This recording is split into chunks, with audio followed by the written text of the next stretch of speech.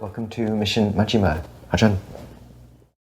So Ajahn, tell us about the Cūළagopālaka Sutta, Majjhima Nikaya 34. So the shorter discourse on the cowherd continues this simile of a cowherd, and this points to that a lot of the Buddha is giving similes about things which people are familiar with in his time. So in this extended simile, the Buddha addresses the monks, comparing himself and his way of leading his disciples to a skilled cowherd.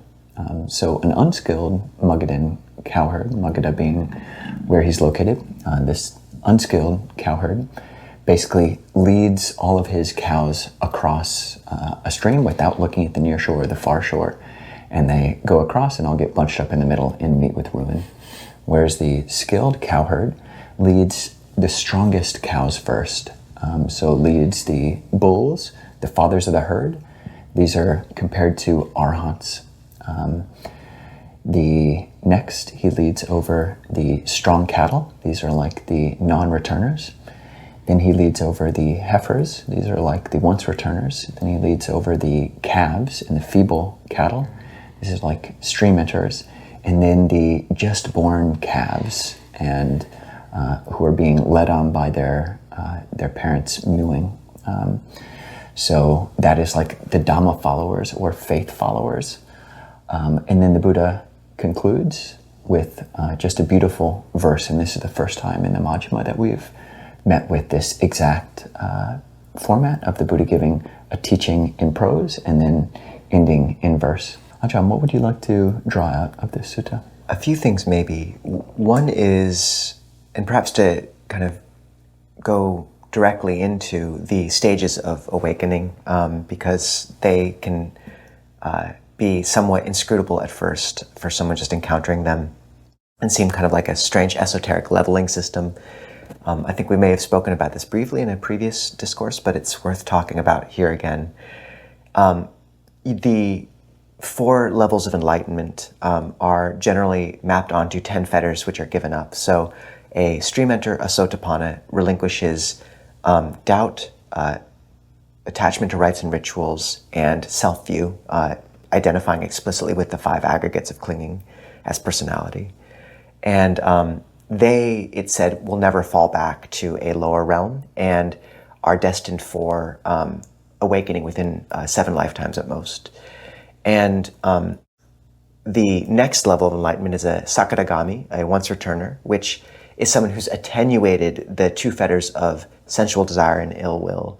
And they are destined to only return to this realm 1 more lifetime before, The 4th or 3rd level of awakening is an anagami or a non-returner.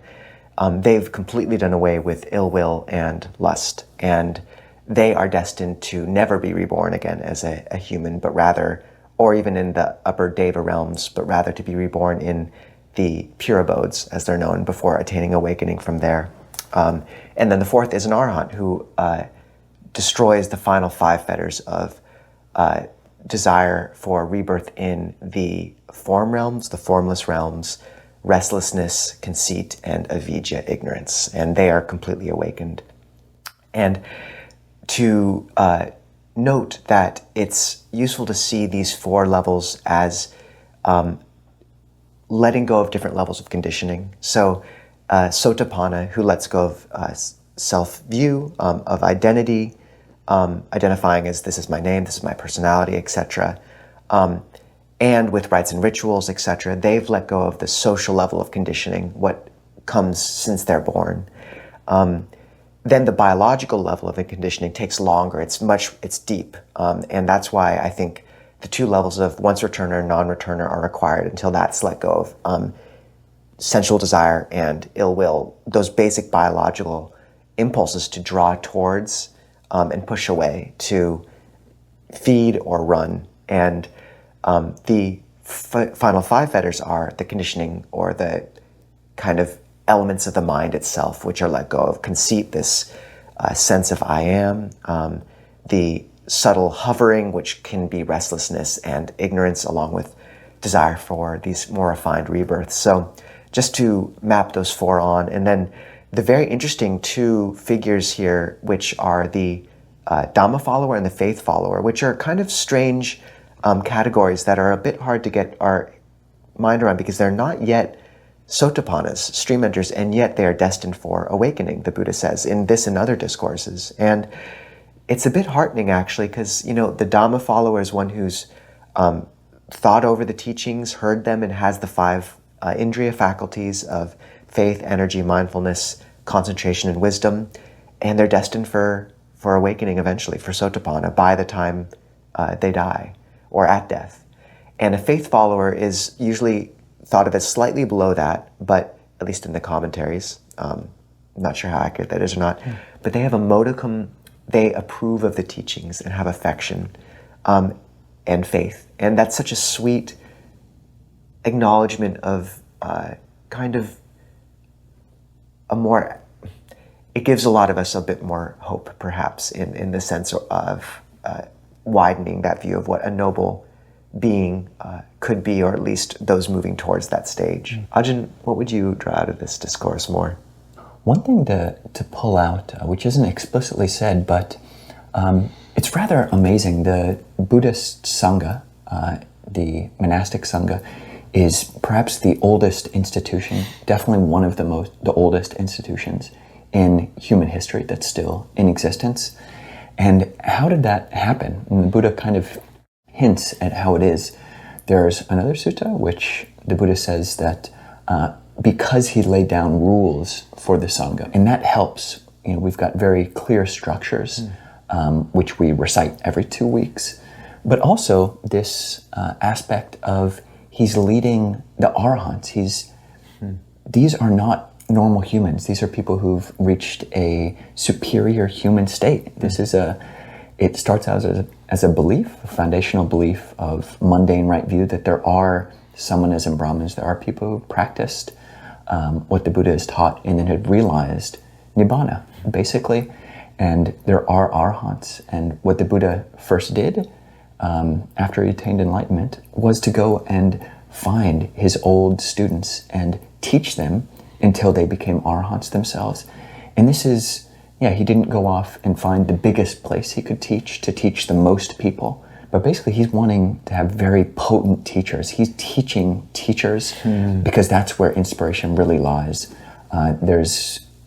Talk is cheap compared to actual realization. So that's rather fascinating. He's leading these bulls across the ford first because that's what inspires us to keep going forward. And you and I, and many people still believe, it is still possible to become enlightened in the world. And I think we both believe that there are still arahants who exist in the world. Something else is just to draw out this character of the arahant. There's a pericope, a stock phrase, where the Buddha describes an arahant, saying that they have their taints destroyed, these asavas, the outflows. They have lived the holy life.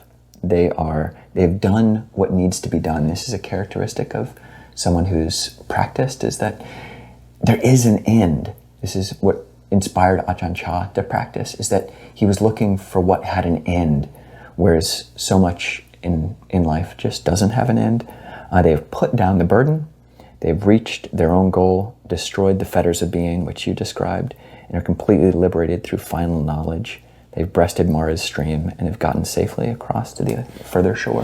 Ajahn, anything else to draw out? Just perhaps quickly the fact that one knows, to know the ford, you need to know this shore and the further shore. And just the sense of, yes, we know what the destination sounds like in the suttas, but where are we here? What is our situation? What is our, capability? What does good practice look like for us? So to know the far shore and the near shore in terms of actually intuiting the ford. And finally, just that last, this trope of enlightened being speaking exclamation in verse is, you see it throughout traditions, Milarepa's songs, Chinese, Shu Yun's enlightenment verses. And it's just this beautiful kind of moment of joy, of saying the doors to the deathless are open, like Luangpo Sumedho says. So I love that this is one of the first times we see that in this discourse, or in this Nikaya. And that last line is, rejoice then mightily and set your hearts where safety lies. Do you have anything else to bring up in this discourse, Ajahn? Nope, only the word of the week, which is arahant, which comes from the root araha, which is to be worthy. And the Sanskrit version is arhat, which people also hear.